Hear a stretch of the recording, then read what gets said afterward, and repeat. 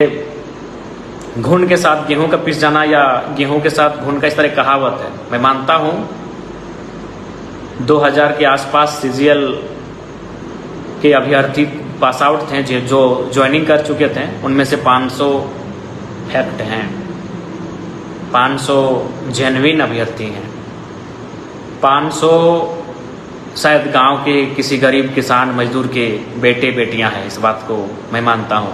उनके लिए मेरा खेद है। शायद इस प्रोटेस्ट में शामिल होने वालों को वह अलग नज़रिए से देखे, उस नज़र से भले मुझे भी देखे, लेकिन मैं मानता हूँ 25, 30, 35% बच्चे ऐसे हैं, भाई बहन ऐसे हैं जिन्होंने ईमानदारी पूर्वक इस परीक्षा को पास किया था। लेकिन कहावत है, घुन के साथ गेहूँ पिस जाते हैं। और इसमें कसूर उनका नहीं, कसूर इस सिस्टम का है।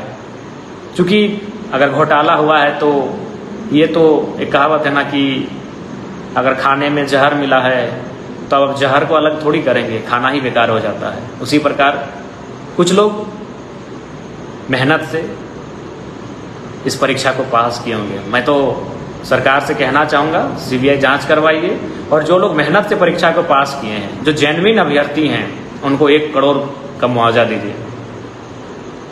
जो जेन्युइन अभ्यर्थी हैं, क्योंकि रद्द मने रद्द, उसमें हमारा दूसरा कमिटमेंट नहीं कर रहे हैं, लेकिन उनको 1 करोड़ का मुआवजा देना चाहिए सरकार को, जो जेन्युइन अभ्यर्थी हैं, जिन्होंने जेन्युइन तरीके से परीक्षा को पास किया था। बिल्कुल 25, 30, 35% ऐसे अभ्यर्थी हैं जिन्होंने बिना सेटिंग के, बिना पैसा दिए, बिना पेपर खरीदे परीक्षा को पास किया था।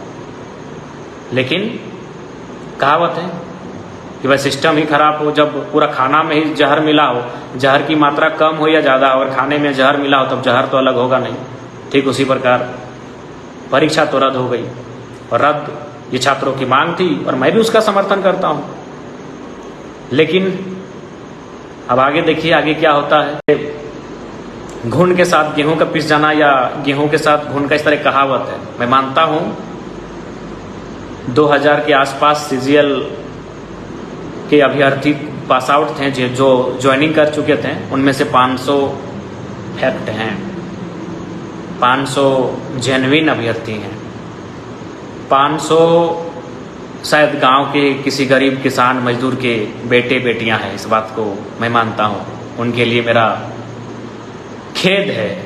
शायद इस प्रोटेस्ट में शामिल होने वालों को वह अलग नज़रिए से देखे, उस नज़र से भले मुझे भी देखे, लेकिन मैं मानता हूँ 25, 30, 35% बच्चे ऐसे हैं, भाई बहन ऐसे हैं जिन्होंने ईमानदारी पूर्वक इस परीक्षा को पास किया था। लेकिन कहावत है, घुन के साथ गेहूँ पिस जाते हैं। और इसमें कसूर उनका नहीं, कसूर इस सिस्टम का है। क्योंकि अगर घोटाला हुआ है तो ये तो एक कहावत है ना कि अगर खाने में जहर मिला है तो अब जहर को अलग थोड़ी करेंगे, खाना ही बेकार हो जाता है। उसी प्रकार कुछ लोग मेहनत से इस परीक्षा को पास किए होंगे। मैं तो सरकार से कहना चाहूँगा, सीबीआई जांच करवाइए, और जो लोग मेहनत से परीक्षा को पास किए हैं, जो जेन्युइन अभ्यर्थी हैं, उनको 1 करोड़ का मुआवजा दीजिए। जो जेन्युइन अभ्यर्थी हैं, क्योंकि रद्द मने रद्द, उसमें हमारा दूसरा कमिटमेंट नहीं कर रहे हैं, लेकिन उनको 1 करोड़ का मुआवजा देना चाहिए सरकार को, जो जेन्युइन अभ्यर्थी हैं, जिन्होंने जेन्युइन तरीके से परीक्षा को पास किया था। बिल्कुल 25, 30, 35% ऐसे अभ्यर्थी हैं जिन्होंने बिना सेटिंग के, बिना पैसा दिए, बिना पेपर खरीदे परीक्षा को पास किया था। लेकिन कहावत है कि वह सिस्टम ही खराब हो, जब पूरा खाना में ही जहर मिला हो, जहर की मात्रा कम हो या ज़्यादा हो, और खाने में जहर मिला हो, तब जहर तो अलग होगा नहीं। ठीक उसी प्रकार परीक्षा तो रद्द हो गई, और रद्द ये छात्रों की मांग थी, और मैं भी उसका समर्थन करता हूँ। लेकिन अब आगे देखिए आगे क्या होता है।